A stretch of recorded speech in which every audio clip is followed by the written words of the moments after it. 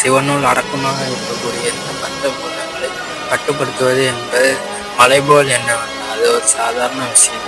நமசிவாயம் என்பது இந்த 5 பஞ்சபூதங்களை அடக்கிய உட்கலந்ததுதான். நமசிவாயம்னா 5 பஞ்சபூதங்கள், வேற ஒண்ணுமே கிடையாது. தன்வசப்படுத்துவது என்பது மலைபோல எண்ணிட்டு இருக்காங்க சில பேர். இது ரொம்பவே ஈஸியான ஒண்ணு. நமசிவாயத்தில் அடங்கி இருக்கக்கூடிய நிலம், நீர், காற்று, ஆகாயம், நெருப்பு ஆகியன 5 பஞ்சபூதங்களை தன் வசப்படுத்துவது என்பது சுலபமான விஷயம். இதை நீங்கள் கற்றுக்கொண்டால் எப்படி கற்றுக்கொள்வது என்பதை தொடர்ந்து சொல்ல கவனமாக கேளுங்கள். 5 பஞ்சபூதங்களை நீங்கள் கட்டுப்படுத்த வேண்டும் என்றால் முதல்ல அதை உணர வேண்டும். உணர்ந்த பிறகு கட்டுப்படுத்த முடியும்.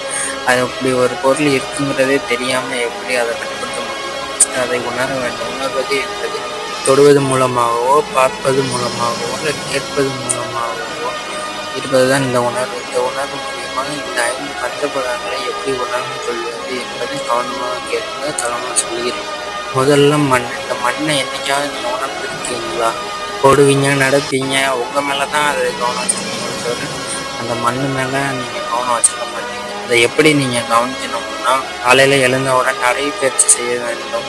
காங்கிரீட் தரையில நடக்கக்கூடாது, மண் தரையில நடக்கணும். அப்படின்னு நடக்கும்போது அந்த மண்ணை என்ன பண்ணணும்னா, நீங்க அந்த மண்ணை மிதிக்கும் போது அதை உணரணும். அப்படி உணர என்ன ஆகும்னா, மண் உங்க வசப்படும். தண்ணியை எப்படி வசப்படுத்துறது, தண்ணியை எப்படி உணர்றதுங்கிறத கற்றுக்கலாம். தண்ணி உணர்றதுங்கிறது ரொம்பவே ஈஸி. நீங்கள் தண்ணி குடிக்கும் போது என்ன பண்ணுறீங்கன்னா, நீங்கள் வாட்டுக்கு யோசிச்சுட்டு இருப்பீங்க. மெதுவாக அதை ரசிச்சு குடிக்கணும். தண்ணியை குளிக்கும்போது மேலே அது எப்படி கீழே தலையிலேருந்து வச்சு வரும், எப்படி கீழே தண்ணி இறங்குதுங்கிறத உணரணும். அப்படி உணர என்ன ஆகும்னா, தண்ணியானது தன்வசப்படும்.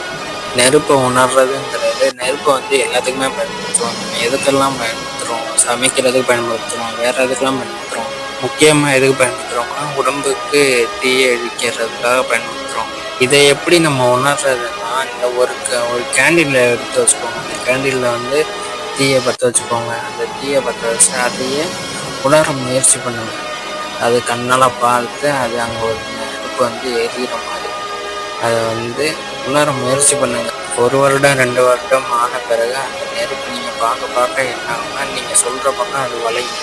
இடது பக்கம் வலை அப்படின்னா வளையும், வலது பக்கம் வளையணும் அப்படின்னா அது வளையும். அணைந்து போ அப்படின்னா அணைந்து போயிடும். காற்றை கட்டுப்படுத்துவது அடுத்ததாக அது பார்க்கணும். அது கவனமாக கேளுங்க. காற்றை கட்டுப்படுத்துறதுங்கிறது ரொம்பவே ஈஸியான ஒரு விஷயம். அதை உணர்றதுங்கிறது ரொம்பவே நல்லா இருக்கும்.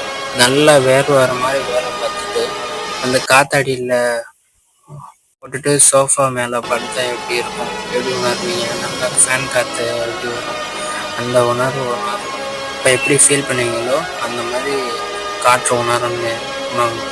அடுத்ததாக ஆகாயத்தை எப்படி உணர்றது? காலையில் சீக்கிரமாக வெள்ளனே எழுந்துச்சு, ஒரு 3 மணிக்கு எழுந்துச்சு மொட்டை மாடிக்கு வந்திருக்கேன். மொட்டை மாடிக்கு மேலே உட்காந்துட்டு வானத்தில் இருக்கக்கூடிய ஒவ்வொரு நட்சத்திரத்தையும் பாருங்கள். பார்க்குற மூலயமா அங்கே ஒரு நட்சத்திரம் இருக்குங்கிறத கண்ணால் பார்த்து அது உணர என்ன ஆச்சுன்னா, எல்லா மேகங்களும் உங்களை நோக்கி வர மாதிரி ஒரு ஃபீல் கிடைக்கும். இந்த ஃபீலை உணருங்க. இது எல்லாத்தையும் உணர்ந்த பிறகு அடுத்தபடியாக அடுத்த கட்டத்துக்கு நீங்கள் முன்னேறுவீங்க. அடுத்த கட்டம் எப்படி இருக்கும்னா, அது யூனிவர்ஸோட கனெக்ட் ஆகுவீங்க. அதாவது பிரபஞ்சத்தோட நீங்கள் கனெக்ட் ஆவீங்க. அப்படி கனெக்ட் ஆகும்போது இவ்வளோ பெரிய உலகமாக இருக்குது. நம்ம என்னென்னா அடுத்தவனை குறை சொல்லிட்டு, இவன் இப்படி இருக்கான், அவன் அப்படி இருக்கான்ட்டு குறை சொல்லிட்டு இருக்கோம். என்னடா வாழ்க்கை, இவ்வளோ பெரிய விஷயமா இருக்குது. நம்ம என்னென்னா இவங்களை பற்றி நம்ம யோசிச்சுட்டு